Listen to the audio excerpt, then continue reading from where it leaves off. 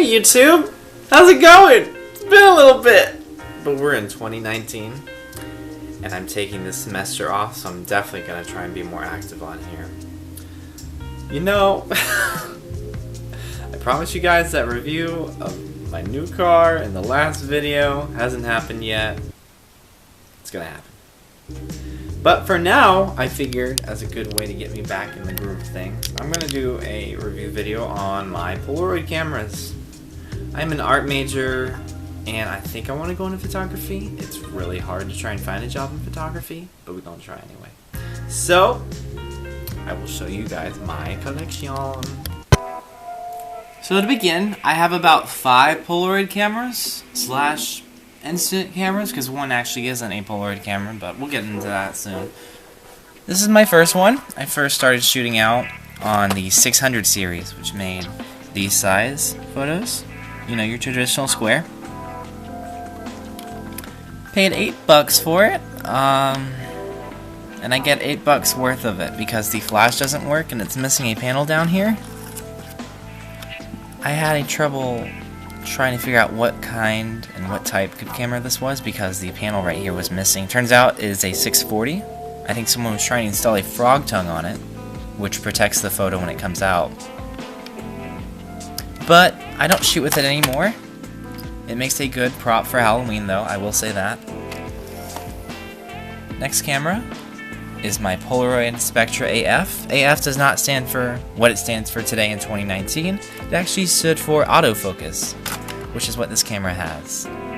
You turn it on, open it with this lever right here. You have a nice little strap. Keep your hand comfortable while holding it.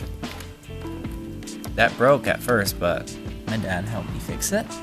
You have sonar, your lens, viewfinder, light indicator for self-timer mode, and flash. Yes, this camera has a self-timer, as it was made in the 90s. Tell by the color, that teal. So you have all these different switches. Your self-timer switch is here. There's your light indicator for it. Turn that off before it goes off. These are your, this is any noise that the camera makes, it turns it off. Autofocus, flash, turns it on and off. Light meter, ready, because it's ready to shoot with flash. It's already charged. It charges every time the camera's turned on. And then if you hold down the button but not press it fully, you'll hear this beeping noise. It says that you're too close to the subject matter. But if you do this, it's fine.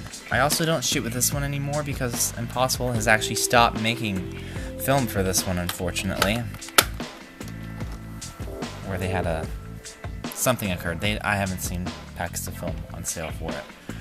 This is the traitor of the group, as it is not a Polaroid product, but it's actually made by Fujifilm's Instax line. I shoot with this one the most because the film actually isn't too bad for it. Oh, I'm sorry, I meant to show you. This is what the Spectra size photos make, and this is what the Instax Fujifilm makes. A lot crisper photos on here. This is your top of the line for the minis too. This is the Mini 90. Has a rechargeable battery, flash, you can shoot in portrait mode with this button, and landscape mode with this button.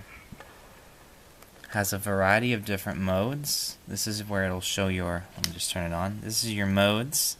It'll show which one you're in over here with a little character. This is your, how many exposures you have left, and that's where the photos come out. Really nice camera. Got it as a graduation gift. And then this is the last one I purchased. I wanted to have one of these because, you know, it's the traditional camera. It's what got Polaroid famous. This one was made, I believe, in the 70s. Here's your shutter button, big red button. Light meter right here doesn't work too well. If you wanted to use flash with this camera, you had to actually buy a flash bar, which is a bar with a set of bulbs, and each time you took a photo with it, they'd pop. You'd have about 5, but now Impossible sells a rechargeable one for about $30–40, and these are about the size photos it makes. A little more square than the 600s. But you know what? They're the same size. I never knew that. The more you know. As for this big carrying case right here, this monster holds one of the best 600 cameras I've ever owned, and the only other 600 camera I own that was made by Polaroid. You get this big carrying case for it, and foam on the inside. This is the Polaroid JobPro, or the construction camera, whatever you want to call it. And they call it that because it was actually used on construction sites. That's probably why it has that big box that holds it. But it has a close-up lens, your light meter, rechargeable flash that works, your light indicator that's ready, and some steps. This one was made in the late 90s, I believe. This photo actually came out of this one. That's the pack that's in there right now, is the gold frame one. I have about 5 exposures left. Now it has this little pocket here. I have no idea what that's for, but before I put the case on the Instax 90, it used to sit nice and snug in there.